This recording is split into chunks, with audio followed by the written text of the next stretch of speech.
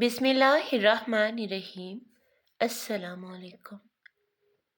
زہرا اور سلمان کی شادی کو 6 ماہ ہو چکے تھے۔ بظاہر تو وہ خوش نظر آتے تھے۔ خاندان بھر میں انہیں یکجان دو قالب کہا جاتا، اور تھا بھی کچھ ایسا ہی، کیونکہ سلمان زہرا سے بے حد محبت کرتا تھا، اور زہرا بھی سلمان کے بغیر جینے کا تصور بھی نہیں کر سکتی تھی۔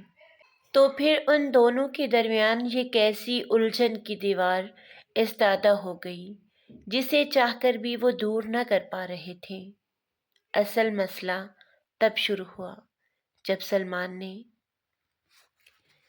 زہرا ایک پڑھی لکھی اور خوبصورت لڑکی تھی، جبکہ سلمان میٹرک تک ہی پڑھ سکا تھا۔ زہرا اس کی پھوپھیزاد کزن تھی۔ ان کی شادی ان کے گھر والوں کی پسند سے ہوئی تھی، مگر ان دونوں کی بھی رضامندی شامل تھی اس میں۔ شادی کے ابتدائی دنوں میں تو سب ٹھیک ہی تھا، مگر کچھ دنوں میں سلمان کا رویہ عجیب سا ہونے لگا۔ زہرا ہر طرح سے اس کا خیال رکھتی تھی، اس کی ہر ضرورت پوری کرتی، مگر وہ کوئی نہ کوئی وجہ بنا کر اس پر غصہ کرنے لگتا، اور غصے میں نہ جانے کیا کچھ کہہ جاتا۔ جب غصہ ٹھنڈا ہوتا تو پھر شرمندہ ہو کر معافی مانگ لیتا۔ زہرا پریشان رہنے لگی۔ اسے سلمان کی یہ دھوپ چھاؤں جیسی طبیعت کی سمجھ نہ آتی۔ جب وہ پیار کرتا، اس کا خیال رکھتا، تو لگتا کہ شاید ہی کوئی شوہر اپنی بیوی سے اتنی محبت کرتا ہو، مگر جب موڈ بدلتا تو گویا اس کی ذات کو خاک میں ملانے میں کوئی کسر نہ چھوڑتا۔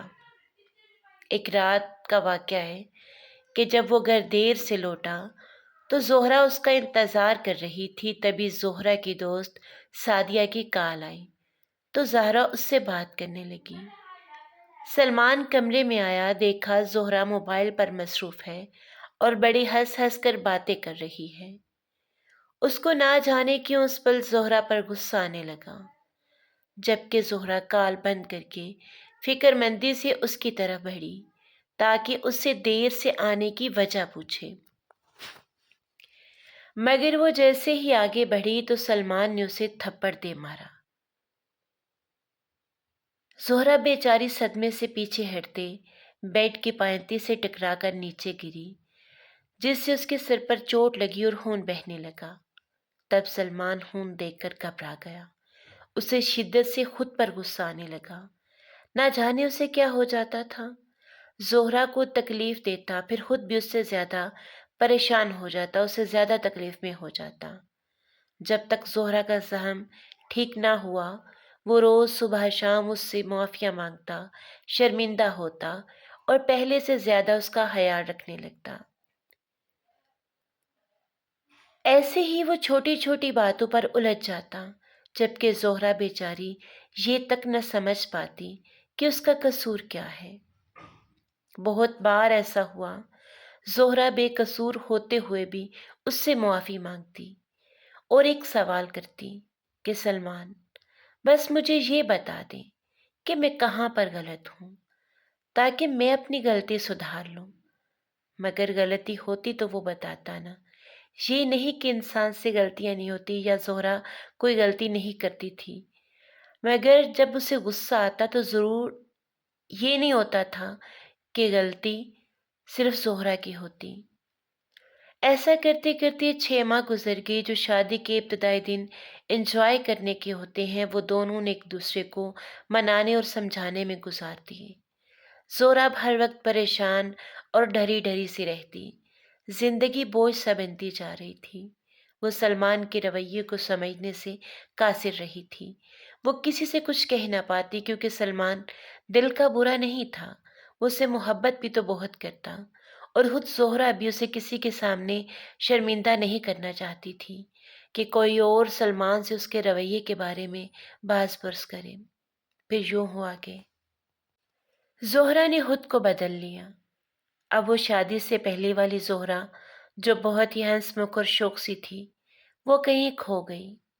اس کی خواہشیں، اس کے خواب، وہ سب ایک ایک کر کے مرنے لگے، کیونکہ اسے سمجھ آ گئی تھی کہ سلمان کی سوچ کے مطابق عورتیں بس گھر چلاتی ہیں، کھانے بنا کر شوہر کی خدمت کرتی ہیں اور بچے پالتی ہیں، کیونکہ سلمان کی تعلیم اور تربیت دونوں نے اسے یہی سکھایا کہ عورت مرد سے کمتر اور اس کے ماتحت ہوتی ہے، اس کی اپنی کوئی مرضی نہیں ہوتی، جبکہ زہرہ پڑھی لکھی اور باشعور ہونے کے باوجود ایک سطحی سوچ رکھنے والے مرد سے ہار گئی تھی۔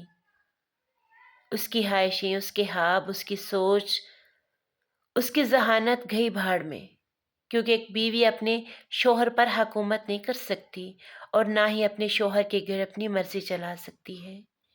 یہ ہمارے معاشرے کی سوچ ہے۔ زہرہ اب جان گئی کہ مسئلہ سلمان کے ساتھ نہیں بلکہ ان دونوں کی سوچ میں فرق تھا۔ سلمان کو لگتا تھا کہ بیوی خوبصورت اور پڑھی لکھی ہے اور وہ خود اس سے کم صورت اور کم پڑھا لکھا ہے۔ یہ سوچ سوچ کر وہ احساس کمتری کا شکار ہونے لگا اور اپنا یہ احساس کمتری غصے کی صورت میں زہرہ پر نکالنے لگا۔ مگر جب زہرہ اپنی ذات کو بھول کر اس کی مرضی سے چلنے لگی اور خود کو اس سے کمتر ظاہر کرنے لگی تو حالات خود بخود ٹھیک ہوتے گئے۔ مختصر یہ کہ ایک پڑھی لکھی بیٹی کو اگر کسی جاہل مرد سے بیاہ دیا جائے نا تو اس کی تعلیم اور ڈگری اس کا قصور بن جاتے ہیں، پھر زندگی سے اسے جو سبق ملتا ہے نا وہ اسے موت تک پل پل مارتا ہے۔